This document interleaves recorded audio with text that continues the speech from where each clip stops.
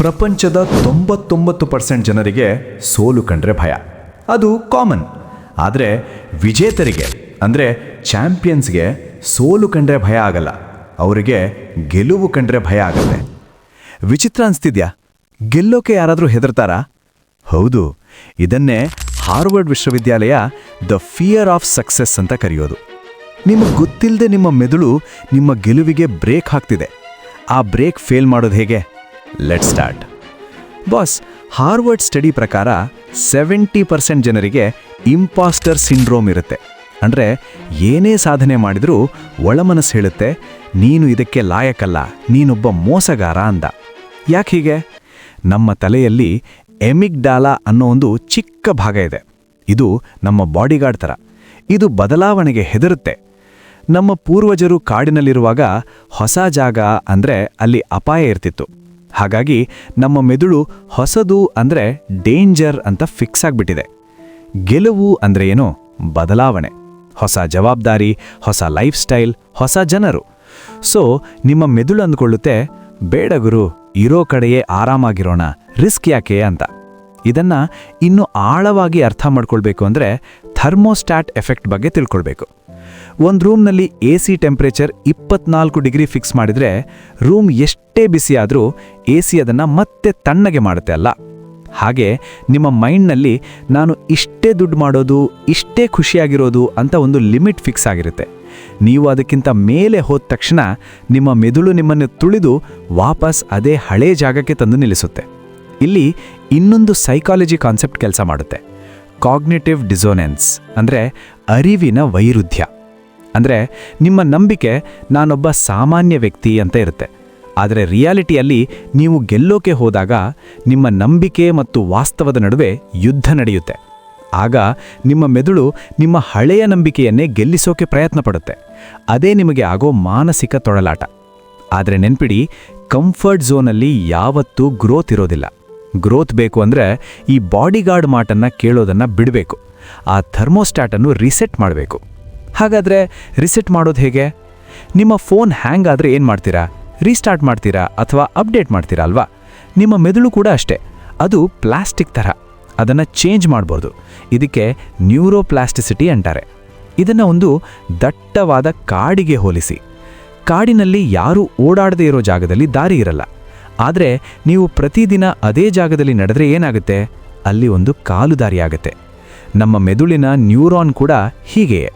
ಹೊಸ ಅಭ್ಯಾಸ ಕಷ್ಟ, ಆದರೆ ಮಾಡ್ತಾ ಹೋದರೆ ಅದೇ ಹೈವೇ ಆಗಿಬಿಡುತ್ತೆ. ಇದಕ್ಕೆ ಸಿಂಪಲ್ ಆಗಿ 4 ಪವರ್ಫುಲ್ ಮೆಥಡ್ಸ್ ಫಾಲೋ ಮಾಡಿ. Method 1, 21/90 rule. ಯಾವುದೇ ಹೊಸ ಕೆಲಸವನ್ನು 21 ದಿನ ಸತತವಾಗಿ ಮಾಡಿ, ಅದು ನಿಮಗೆ ಅಭ್ಯಾಸ ಆಗುತ್ತೆ. ಅಂದರೆ ಕಾಲುದಾರಿ ಸೃಷ್ಟಿಯಾಗುತ್ತೆ. ಅದನ್ನೇ 90 ದಿನ ಮಾಡಿ, ಅದು ನಿಮ್ಮ ಲೈಫ್ ಸ್ಟೈಲ್ ಆಗಿಬಿಡುತ್ತೆ. ಅಂದರೆ ಅದು ಹೈವೇ ಆಗಿಬಿಡುತ್ತೆ. ಮೆಥಡ್ 2, ಐಡೆಂಟಿಟಿ ಶಿಫ್ಟಿಂಗ್ ಅಂದರೆ ಗುರುತು ಬದಲಾವಣೆ. ಇದು ಜೇಮ್ಸ್ ಕ್ಲಿಯರ್ ಹೇಳೋ ಅದ್ಭುತ ಟೆಕ್ನಿಕ್. ನೀವು ಸಿಗರೇಟ್ ಬಿಡಬೇಕು ಅಂದ್ಕೊಳ್ಳಿ. ಯಾರಾದರೂ ಸಿಗರೇಟ್ ಆಫರ್ ಮಾಡಿದರೆ no thanks, I am trying to quit ಅಂತ ಹೇಳಬೇಡಿ. ಬದಲಾಗಿ no thanks, I am not a smoker ಅಂತ ಹೇಳಿ. ನೋಡಿ, ಪ್ರಯತ್ನ ಪಡ್ತಿದ್ದೀನಿ ಅಂದರೆ ನೀವಿನ್ನೂ ಹಳೆಯ ವ್ಯಕ್ತಿನೇ. ನಾನು ಸ್ಮೋಕರ್ ಅಲ್ಲ ಅಂದರೆ ನೀವು ಹೊಸ ವ್ಯಕ್ತಿ. ನೀವು ಏನಾಗಬೇಕು ಅಂದ್ಕೊಂಡಿದ್ದೀರೋ ಅದನ್ನು ಮಾಡ್ತೀನಿ ಅನ್ನೋದ್ರ ಬದಲು ನಾನು ಆಗಿದ್ದೀನಿ ಅಂತ ನಂಬಿ. ಮೆಥಡ್ 3, ಮಿರರ್ ನ್ಯೂರಾನ್ಸ್ ಅಂದರೆ ಕನ್ನಡಿ ನರಕೋಶಗಳು. ನಿಮ್ಮ ಮೆದುಳಲ್ಲಿ ಮಿರರ್ ನ್ಯೂರಾನ್ಸ್ ಅಂತ ಇರುತ್ತೆ. ಇದು ವೈಫೈ ಥರ ಕೆಲಸ ಮಾಡುತ್ತೆ. ನೀವು ಯಾರ ಜೊತೆ ಜಾಸ್ತಿ ಟೈಮ್ ಕಳೀತೀರಾ ಅವರ ಗುಣಗಳನ್ನು ನಿಮ್ಮ ಮೆದುಳು ಕಾಪಿ ಮಾಡುತ್ತೆ. ನೀವು 5 ಸೋಮಾರಿಗಳ ಜೊತೆ ಇದ್ದರೆ 6ನೇ ಸೋಮಾರಿ ನೀವೇ ಆಗ್ತೀರಾ. ನೀವು 5 ವಿಜೇತರ ಜೊತೆ ಇದ್ದರೆ 6ನೇ ವಿಜೇತ ನೀವೇ ಆಗ್ತೀರಾ. ಸೊ ನಿಮ್ಮ ಫ್ರೆಂಡ್ಸ್ ಯಾರು ಅನ್ನೋದನ್ನು ಈಗಲೇ ಚೆಕ್ ಮಾಡಿ. ಮೆಥಡ್ 4, ವಿಜುವಲೈಸೇಷನ್ ಅಂದರೆ ರೆಟಿಕ್ಯುಲೇಟಿಂಗ್ ಆಕ್ಟಿವೇಟಿಂಗ್ ಸಿಸ್ಟಮ್. ದಿನಕ್ಕೆ 10 ನಿಮಿಷ ಕಣ್ಣು ಮುಚ್ಕೊಂಡು ಕೂತ್ಕೊಳ್ಳಿ. ನೀವು ಆಲ್ರೆಡಿ ಗೆದ್ದಿದ್ದೀರಾ, ಜನ ನಿಮಗೆ ಚಪ್ಪಾಳೆ ತಡ್ತಿದ್ದಾರೆ, ನಿಮ್ಮ ಕೈಯಲ್ಲಿ ಆ ಟ್ರೋಫಿ ಇದೆ ಅಥವಾ ನಿಮ್ಮ ಅಕೌಂಟಲ್ಲಿ ಆ ದುಡ್ಡಿದೆ ಅಂತ ಕಲ್ಪಿಸ್ಕೊಳ್ಳಿ. ಇಲ್ಲಿ ಒಂದು ಮ್ಯಾಜಿಕ್ ಇದೆ. ಒಂದು ಮ್ಯಾಜಿಕ್ ಅಬ್ಸರ್ವ್ ಮಾಡಿದ್ದೀರಾ? ಒಂದು ಫುಲ್ ಗಲಾಟೆ ಇರೋ ಜಾತ್ರೆ ಅಥವಾ ಬಸ್ ಸ್ಟ್ಯಾಂಡಲ್ಲಿ ನಿಂತಿದ್ದೀರಾ ಅಂದ್ಕೊಳ್ಳಿ. ಮೈಕ್ ಸೌಂಡು, ಹಾರ್ನ್ ಸೌಂಡು, ಜನಗಳ ಕಿರ್ಚಾಟ, ಫುಲ್ ಗದ್ದಲ. ಪಕ್ಕದವ್ರು ಮಾತಾಡಿದ್ದು ಕೇಳಲ್ಲ. ಆದರೆ ಅಷ್ಟು ದೂರದಿಂದ ಯಾರೋ ನಿಮ್ಮ ಹೆಸರನ್ನ ಕೂಗ್ತಾರೆ, ತಕ್ಷಣ ನೀವು ತಿರುಗಿ ನೋಡ್ತೀರಾ ಅಲ್ವಾ? ಅಷ್ಟು ಗಲಾಟದಲ್ಲಿ ಆ ಚಿಕ್ಕ ಶಬ್ದ ನಿಮಗೆ ಹೇಗೆ ಕೇಳಿಸ್ತೋ? ಇದಕ್ಕೆ ಕಾರಣ ನಮ್ಮ ಮೆದುಳಲ್ಲಿ RAS ಅಂದರೆ ರೆಟಿಕ್ಯುಲೇಟಿಂಗ್ ಆಕ್ಟಿವೇಟಿಂಗ್ ಸಿಸ್ಟಮ್ ಅನ್ನೋ ಒಂದು ಪವರ್ಫುಲ್ ಫಿಲ್ಟರ್ ಇದೆ. ಅದೇನು ಮಾಡುತ್ತೆ ಗೊತ್ತಾ? ನಿನಗೆ ಯಾವುದು ಮುಖ್ಯನೋ ಅದನ್ನು ಮಾತ್ರ ನಾನು ಝೂಮ್ ಮಾಡಿ ತೋರಿಸ್ತೀನಿ, ಮಿಕ್ಕಿದ್ದನ್ನು ಮ್ಯೂಟ್ ಮಾಡ್ತೀನಿ. ಅದೇ ರೀತಿ ನೀವು ಮೆದುಳಿಗೆ ಗೆಲುವು ನನಗೆ ಮುಖ್ಯ ಅಂತ ಹೇಳಿಕೊಟ್ರೆ ಅದು ಕಷ್ಟಗಳನ್ನು ಮ್ಯೂಟ್ ಮಾಡಿ ಗೆಲ್ಲುವ ದಾರಿಗಳನ್ನು ಮಾತ್ರ ಝೂಮ್ ಮಾಡಿ ತೋರಿಸುತ್ತೆ. ಸೊ ಅದನ್ನು ಗೆಲುವಿನ ದಾರಿಗೆ ತನ್ನಿ. ಮೈಂಡ್ಸೆಟ್ ಸರಿ ಮಾಡ್ಕೊಂಡ್ವಿ, ಆದರೆ ನಮ್ಮನ್ನು ತಡೆಯೋದು ಯಾವುದು? ಇನ್ನೊಂದು ವಿಷಯ, ನಿಮ್ಮ ಫೋನ್. ರೀಲ್ಸು, ಶಾರ್ಟ್ಸ್ ನೋಡಿ ನೋಡಿ ನಿಮ್ಮ ಡೋಪಮೀನ್ ಸಿಸ್ಟಮ್ ಪೂರ್ತಿ ಹಾಳಾಗಿದೆ. ಡೋಪಮೀನ್ ಅಂದರೆ ನಮಗೆ ಖುಷಿ ಕೊಡೋ ಕೆಮಿಕಲ್. ಈಗ ನಮಗೆ 2 ತರಹದ ಡೋಪಮೀನ್ ಸಿಗುತ್ತೆ. ಚೀಪ್ ಡೋಪಮೀನ್ ಅಂದರೆ ರೀಲ್ಸ್ ನೋಡೋದು, ಜಂಕ್ ಫುಡ್ ತಿನ್ನೋದು, ಇದಕ್ಕೆ ಕಷ್ಟಪಡಬೇಕಾಗಿಲ್ಲ. ಹಾರ್ಡ್ ಡೋಪಮೀನ್ ಅಂದರೆ ಜಿಮ್ ಮಾಡೋದು, ಓದೋದು, ಕೆಲಸ ಮಾಡೋದು, ಇದಕ್ಕೆ ಬೆವರು ಸುರಿಸಬೇಕು. ನಿಮಗೆ ಈಸಿ ಪ್ಲೆಜರ್ ಬೇಕು, ಕಷ್ಟಪಡೋದು ಬೇಡ. ಒಂದು ರೀಲ್ ನೋಡಿದ ತಕ್ಷಣ ಮಜಾ ಸಿಗುತ್ತೆ, ಆದರೆ 1 ಗಂಟೆ ಓದಿದ್ರೆ ಬೋರ್ ಆಗುತ್ತೆ. ಆದರೆ ಇಲ್ಲಿರೋದು ಸೀಕ್ರೆಟ್. ಯಾರು ಬೋರಿಂಗ್ ಕೆಲಸವನ್ನು ಇಷ್ಟಪಟ್ಟು ಮಾಡ್ತಾರೋ ಅವರೇ ಲೈಫಲ್ಲಿ ಗೆಲ್ಲೋದು. ಇಲ್ಲಿ ನೀವು ಫ್ಲೋ ಸ್ಟೇಟ್ ಮತ್ತು ದ ಗೋಲ್ಡಿಲಾಕ್ಸ್ ರೂಲ್ ಬಗ್ಗೆ ತಿಳ್ಕೊಳ್ಬೇಕು. ಮನುಷ್ಯರಿಗೆ ತುಂಬ ಕಷ್ಟದ ಕೆಲಸ ಕೊಟ್ಟರೆ ಭಯ ಆಗುತ್ತೆ, ತುಂಬ ಈಸಿ ಕೆಲಸ ಕೊಟ್ಟರೆ ಬೋರ್ ಆಗುತ್ತೆ. ನೀವು ಟೆನ್ನಿಸ್ ಆಡುವಾಗ ಮಗು ಜೊತೆ ಆಡಿದರೆ ಬೋರ್, ರಾಜರ್ ಫೆಡರರ್ ಜೊತೆ ಆಡಿದರೆ ಭಯ. ಅದಕ್ಕೆ ನಿಮ್ಮ ಲೆವೆಲ್ಗಿಂತ ಸ್ವಲ್ಪ ಕಷ್ಟ ಇರೋ ಚಾಲೆಂಜ್ ತಗೊಳ್ಬೇಕು. ಆವಾಗ ಬೋರು ಆಗಲ್ಲ, ನೀವು ಕೆಲಸದಲ್ಲಿ ಮುಳುಗಿ ಹೋಗ್ತೀರಾ. ಇದನ್ನೇ ಫ್ಲೋ ಸ್ಟೇಟ್ ಅಂತಾರೆ. ಒಂದು ಚಾಲೆಂಜ್ ತಗೊಳ್ಳಿ, 7 ಡೇಸ್ ಸೋಷಿಯಲ್ ಮೀಡಿಯಾ ಡಿಟಾಕ್ಸ್. 1 ವಾರ ಇನ್ಸ್ಟಾಗ್ರಾಮ್, ಫೇಸ್ಬುಕ್ ನೋಟಿಫಿಕೇಷನ್ ಆಫ್ ಮಾಡಿ. ಬೋರ್ ಆಗಲಿ ಬಿಡಿ. ಆ ಬೋರ್ ಹೊಡೆದಾಗಲೇ ನಿಮ್ಮ ಕ್ರಿಯೇಟಿವಿಟಿ ಹುಟ್ಟೋದು. ಆಗ ನೋಡಿ ನಿಮ್ಮ ಫೋಕಸ್ ಲೆವೆಲ್ ರಾಕೆಟ್ ಥರ ಹೋಗುತ್ತೆ. ಈಗ ನೀವು ಕೇಳಬಹುದು, ನಾನು ಒಂದೇ ದಿನದಲ್ಲಿ ಇವೆಲ್ಲ ಮಾಡೋಕ್ಕಾಗುತ್ತಾ ಅಂತ. ಖಂಡಿತ ಬೇಡ. ದೊಡ್ಡದಾಗಿ ಗೆಲ್ಲಬೇಕು ಅಂದರೆ ದೊಡ್ಡದಾಗಿ ಏನೋ ಮಾಡಬೇಕು ಅಂತ ಇಲ್ಲ.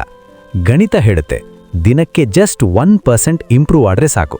ಇದಕ್ಕೆ ಕಾಂಪೌಂಡ್ ಎಫೆಕ್ಟ್ ಅಂತಾರೆ. ಅಂದರೆ ನೀವು ದಿನಕ್ಕೆ 1% ಬೆಳೆದ್ರೆ ವರ್ಷದ ಕೊನೆಗೆ ನೀವು 37 ಪಟ್ಟು ಬೆಳೆದಿರ್ತೀರ. ಅದೇ 1% ಕೆಳಗೆ ಬಿದ್ದರೆ ಶೂನ್ಯಕ್ಕೆ ಹೋಗ್ತೀರಾ. ಆದರೆ ಶುರು ಮಾಡೋದು ಕಷ್ಟ ಅಲ್ವಾ? ಅದಕ್ಕೆ ಇಲ್ಲಿದೆ ದ 2 ಮಿನಿಟ್ ರೂಲ್. ನೀವು ಜಿಮ್ಗೆ ಹೋಗೋಕೆ ಕಷ್ಟ ಆದರೆ ನಾನು ವರ್ಕೌಟ್ ಮಾಡ್ತೀನಿ ಅಂತ ಅಂದ್ಕೊಳ್ಬೇಡಿ. ಜಸ್ಟ್ ನಾನು ಶೂಸ್ ಹಾಕ್ಕೊಳ್ತೀನಿ ಅಂತ ಅಂದ್ಕೊಳ್ಳಿ. ಅದು 2 ನಿಮಿಷದ ಕೆಲಸ.